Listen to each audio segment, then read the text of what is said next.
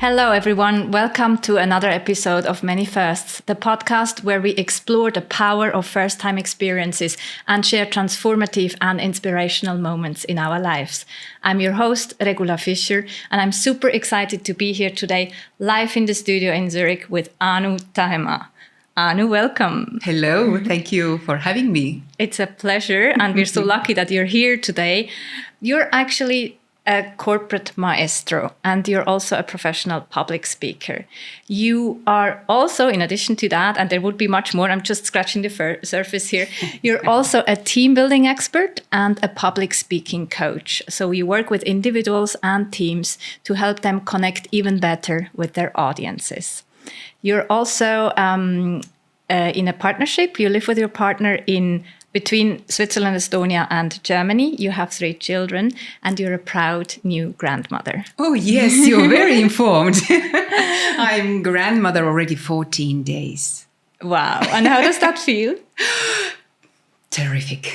It's one of these firsts, right? That you will Yes. probably never forget. Yeah, this is something very different. To have children is nice, but to have this small miracle between your arms, it's super lovely. Yeah, I can imagine. And I also know that you will be going back to Estonia, where your granddaughter is tonight, right? So you will be seeing her again after 14 days. I saw many videos about her every day, so it's like... Yeah, and imagine that little human being, how many first times she will be experiencing these days. Many. But now let's talk about your first times. And I'm so curious about the Corporate Maestro. So yeah, could you take us on the journey of your brand? Why Corporate Maestro? And can you remember when you first introduced yourself as a Corporate Maestro, and how did that feel? Yeah, actually, this to create Corporate Maestro, this was thanks for Speaker Slam, where I was studying, and I still study for 2 years already. And we had this brand building part there. And first, I didn't understand why it's important, but now seeing all those people all over the world that they need to have a brand because it's a personal brand, and it somehow needs to be very clear what you do because you can't do everything. Mm-hmm. So I put together all my background, which has been on the stages all the time, like a conductor on the stage or singer or dancer, or I have been also next to the stage because sometimes I create or I direct many events like galas or performances, and sometimes I'm really helping light persons and people, everyone who is needed my skills, like when you do festivals. And so my life is every single year, I remember myself being on the stage. And now later I started to leadership. I created the festivals, I lead them, I teach a lot, I have big crowds, especially I have a huge experience with volunteers, and this is a little bit different than if you have a paid team. This is even more hard to motivate or give them inspiration because they already do other job and they are with you the time when they should sleep. Maybe. Mm-hmm. And then if this team starts to work wonderfully, it's something very, very special. And then all those workshops I'm doing. And then I started to combine how to connect business and arts.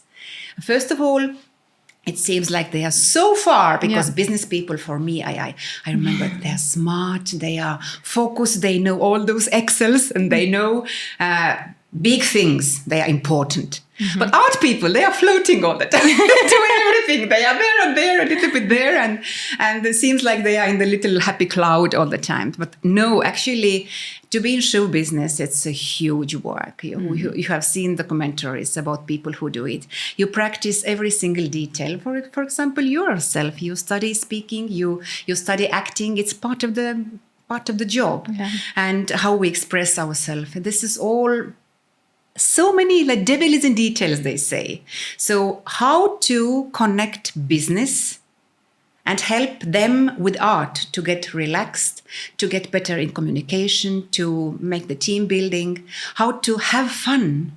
Because doing all those things, we want to be so good, so perfect. And in certain moments, we forget what is the fun. We remember this from childhood. Mm-hmm. But no, actually life is full of fun. You have to pay attention to it. And this the corporate maestro is coming to the game. For example, some boards, they need to perform to the employees, like maybe a couple of thousand people. So I train them how to be on the stage, how to be, even they are single of them, they are very good leaders, very serious about the big money, big responsibility. And now we have to be there on the stage like a real artists.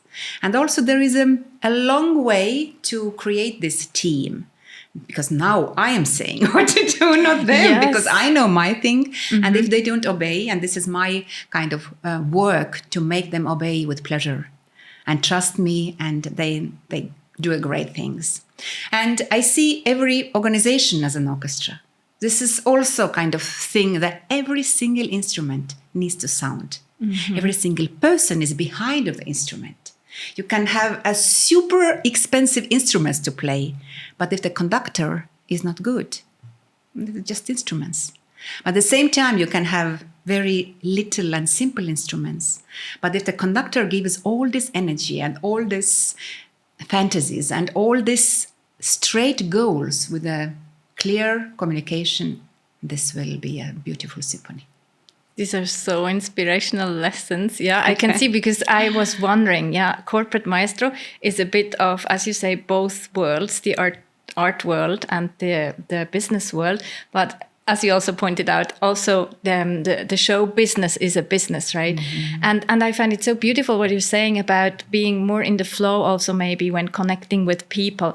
So I'm interested in this aspect that you mentioned. You come in as a maestro, obviously as a person that can guide others in terms of leading others to come together in this beautiful orchestra to make it sound and spread this energy that connects with others.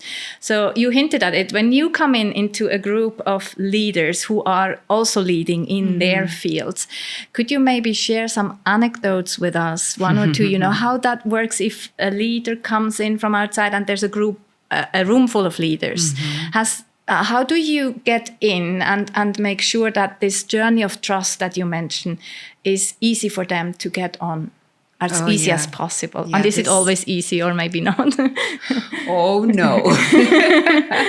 The things need to look easy. But as you know, the miracle is in when it's looks like simple and very organic. But behind this organic and simple is a lot of work. All those hours. So my last experience was in this summer, where one leadership team needed to go to the stage and perform. And they selected a song, and they of course called me very late, because they don't know that all those things need time and they need to rehearse, go and over, and this starts from the mindset. And they gave me only 10 days. And this time I was like, should I take it? Because usually I easily do 6 weeks.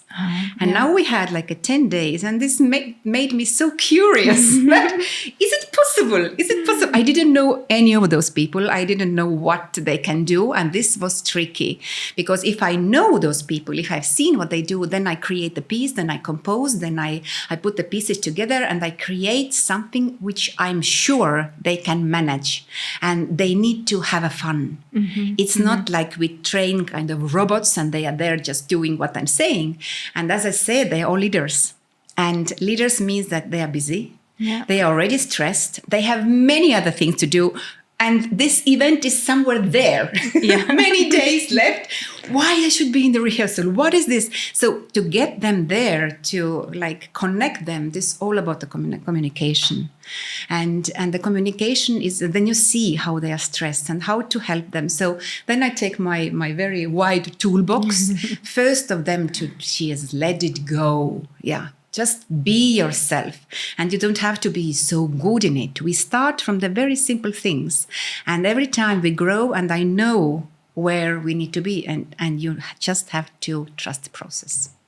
And of course, there are many questions, and suddenly there's someone, Corporate Maestro, is coming, and I'm quite critical, but I'm critical that you can go forward. I'm never critical to just damage you. No, my work is quickly to put the pieces together and show them. And if we have more time after to analyze what we did and how it's going to be, and how they can take this knowledge and relaxation and how they go back to the teams and how it can continue. Because sometimes the small things, they just need to be aware, and then they already make successful their journey for themselves and for others. We don't need so much stress. We need to enjoy.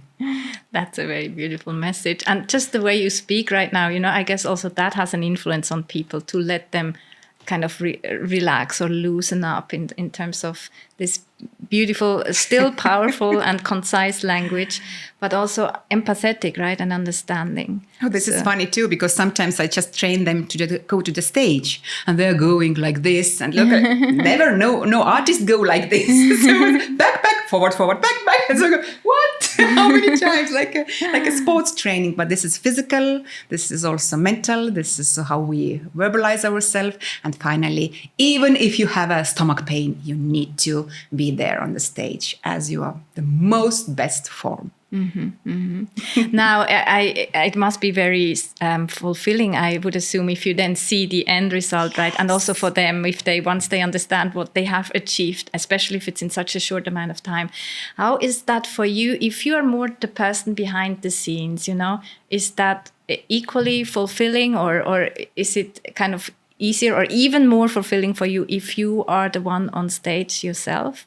Is that a difference? This is a very good question. Thank you very much for asking. This, I was artist on the stage. I have been conducting and 25 years different choirs. The last one was there in Zurich, by the way. Oh, again Zurich. Again Zurich is coming back. And I love so much the rehearsing process. I see how they are coming. They are a little bit uncomfortable with this. It's because this zone is not very easy for them, especially people are looking. And then I see every single time they start to melt and they start to breathe together. And then finally, when they do this, they said, I never believed I can do it. It was me on the stage. And if I look the video, I'm quite good. And I didn't know that. Oh, I'm getting this goosebumps I on really this hot day. enjoy so much. And this is their win. I'm kind of someone between. Something God gave me skills and there are the people and I kind of help them. I nurture them to find themselves because I want them to be only themselves, by themselves on the stage. So then it's the most perfect because they are all different and they're all wonderful. Yeah, you have the skill to manage and work with very diverse groups. As you said, I mean, you mentioned the volunteering at the beginning of the conversation, and then having people who are professional, the volunteers, but then also in the corporate environment, as you said, people who may not really be exposed to the world of art, right? For you yourself, I mean, the stage is obviously an element, I think, that has been a bit like a red thread, especially in what you do professionally, I think. So either you are or were performing on stage or you were conducting a group that is on stage. So you were maybe in front of the stage or then behind the stage, behind the scenes, basically. Can you imagine a life without stage?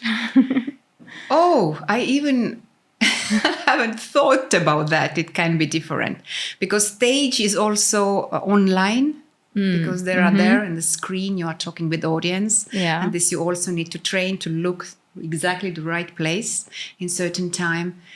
And for me, the stage is, in a good meaning, also our everyday life. We have so many roles.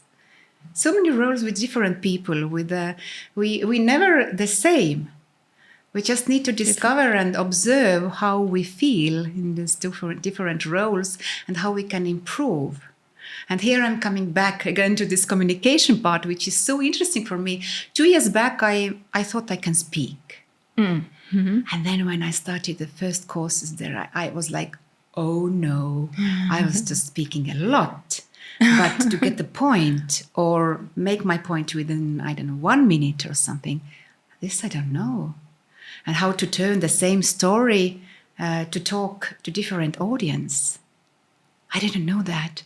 So I was like, oh my God, sometimes it's good not to know what you don't know. Super confident.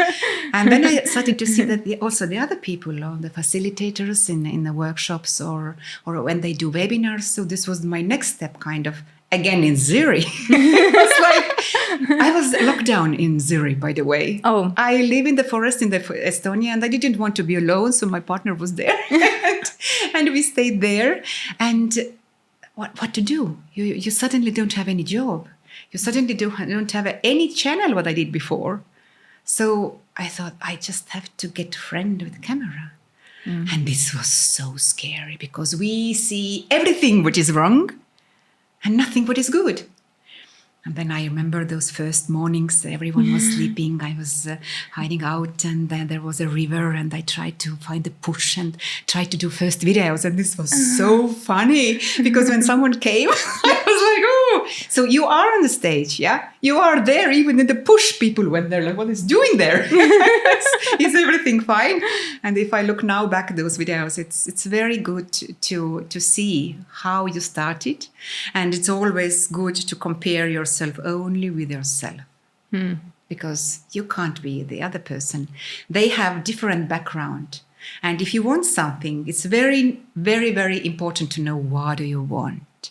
And again, go back to this question, what do I want today? Because if you do something which you don't want, you go to the wrong direction. And if you know already the direction, and of course you can always change the direction. It's not like forever. You can, you're free. Actually, you're free. But we afraid because everything which is comfortable, this we know, and our brains help us to stay in this line to be safe because we need to stay alive. But actually, the world is much more colorful. And if you know what you want, if you want to try first time and take those first time many times, even every week you can do first time something. First time to select a new road. First time you can try something. Go to painting, go to skydiving, go to whatever you can do. Try a new food. Exactly. And this will make your life more colorful, and then you start to see even more. I remember those times when I was working so much that I even didn't notice that the spring becomes summer or summer becomes autumn.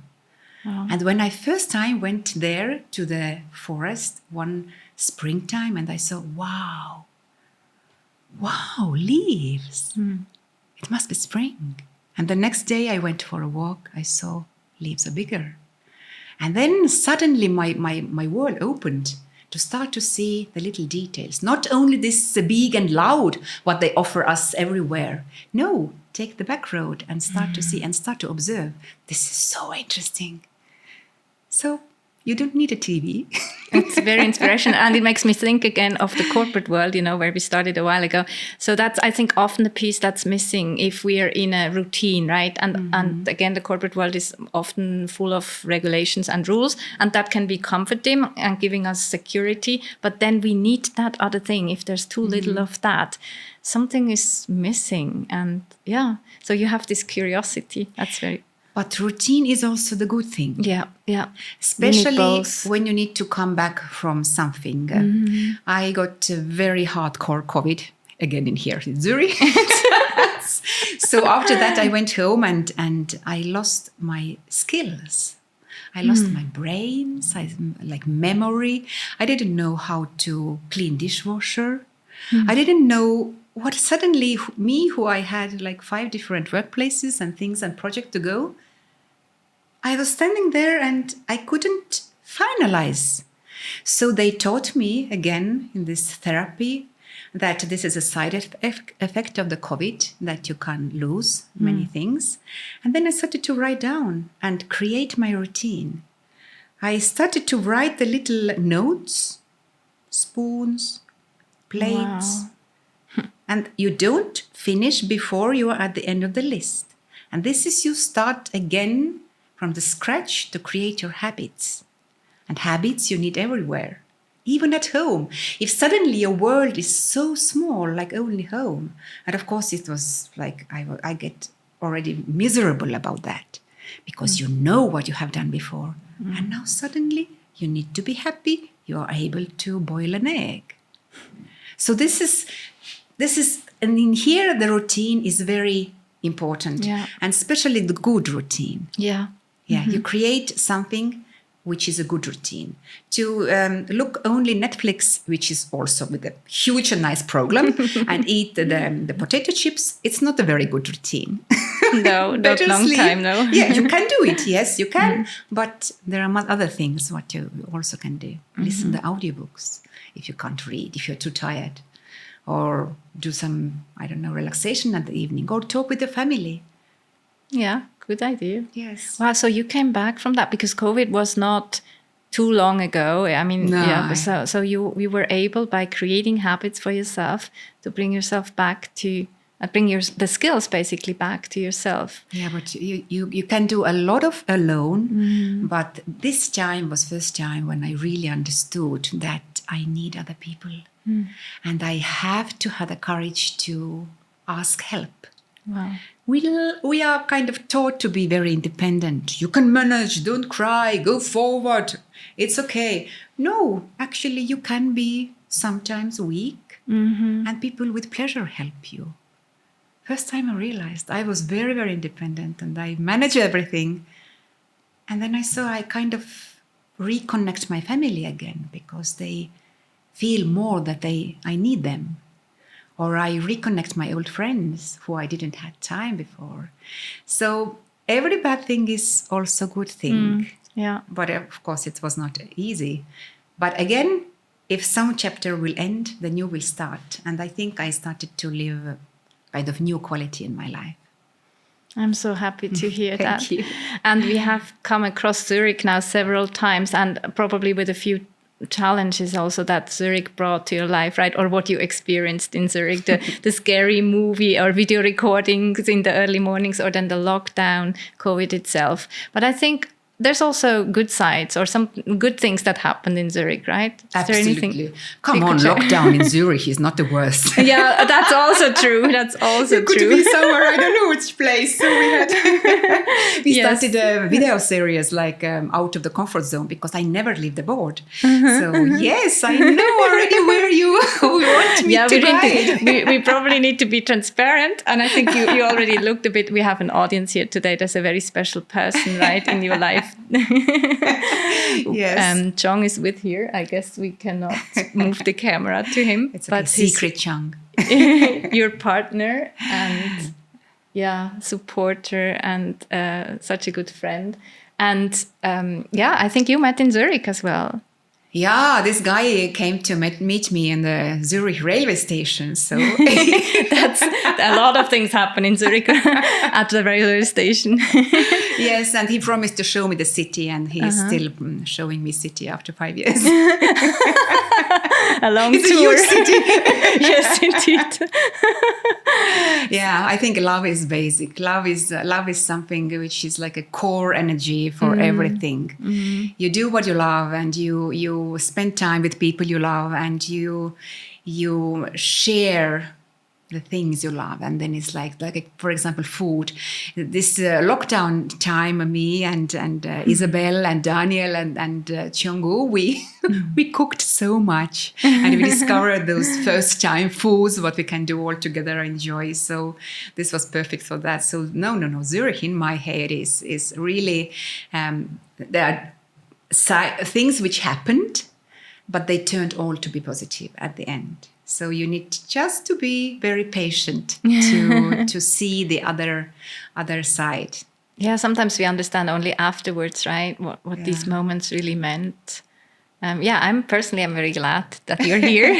Thank you. So I would usually like to close the conversation very playfully. I mean, we have been playful so far as well, I guess. But I saw a post from you this week where you asked people about a few first times in their lives. And I would like to ask you these questions. And we can do it in a bit of a fast and fun mode, right? Yeah. So, not maybe long context, but a little bit of, the first question you asked in that post was, do you remember the first day of school?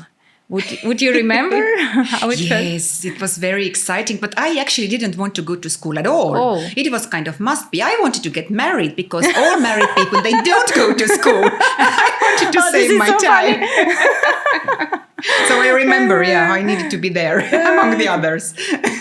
Because Oit, who promised to marry me, he moved away. So I was 5. Heartbreak. Oh, this is so sweet. But it's so funny because actually I feel as a child, I also felt my mom can always stay at home. Right? So in terms of, so I can relate to that. Okay. So, but was it good the first day then at school at all? Or? Yeah, it was scary. It was a big city. There was 8,000 people. Because I lived before in countryside, I didn't see much people, and it was very hard to be in the city because me as a girl I couldn't climb to the trees anymore. Oh yeah, and I needed to be polite. Oh, I see, and wear dresses and stuff. Yes, and, yes, and sit nicely. Yeah, that's what we learn in school, right? Yes. Okay, thank you for sharing that. Then there was the question of your first trip abroad. Oh, first trip abroad. I think this was Canada. And the Canada came to our life when in 1991 Estonia became independent.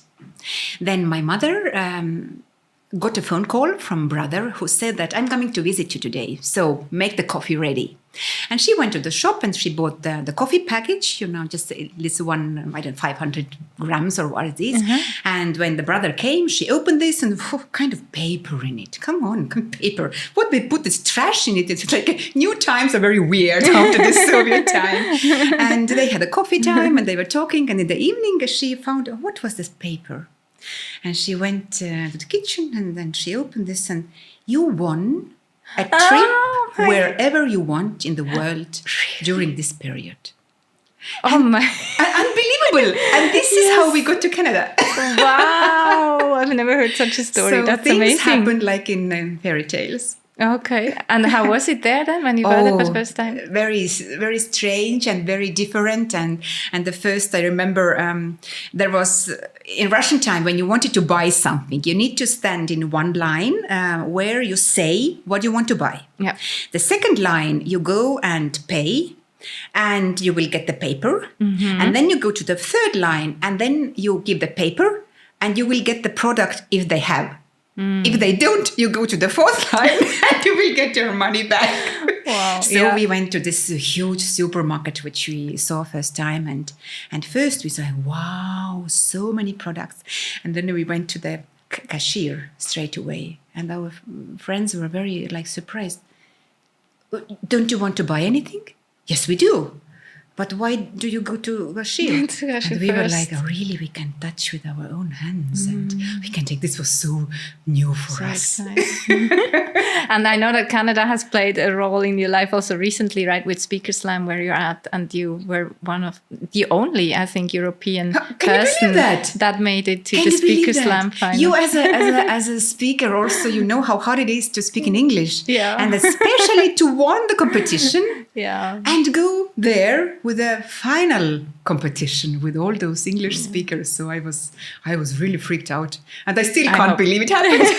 I'm also proud. Now it's really amazing that you achieved that. Yeah, so. You will be the next. Oh, let's see. I like that. Yeah. And first time, definitely. It would be my first time in Canada. I've only been to airports in Canada so far, but not stepped the foot into the country. It would be, actually, be nice. It is first time. It was first time for me. It was first time to compete as a speaker. It was first time, so many things. But it's very good because these first times are taking you out of your comfort zone and you will grow. What keeps you having that curiosity and courage? Because it's not always easy, right? These first times, or mostly probably not even. So what is it that keeps you? What is easy? What is it all easy? Is anything in the life easy? Well, that's a good question. It's easy when you take it easy. And I don't know what it is. I started to create my first festival without knowing what is this festival. What is this contemporary circus? It's really, I thought the circus will be the last thing what to do. Actually, you have in Aarau a very nice circus center. So you should visit. Yeah, okay. The contemporary circus is something new. No animals, no those other clones and stuff. It's nice. It's the most modern performing arts. So yeah. Thanks for the tip. Definitely a first time. And I thank you so much for being with us here today and for sharing so many beautiful and meaningful firsts from your life and all the wisdom, these nuggets. I can't wait to see the different trailers we create from that. Thank you very much, Anu. If you liked this episode, it would mean a lot if you like it and share it with friends, family, or anyone who could need a little boost of courage. We would also love to hear from you, so please share your reflections, your hopes, your passions, your dreams with us in the comments. And let's keep creating positive, powerful, healthy firsts together. I'll see you next first time. Until then, much love and courage. Ciao.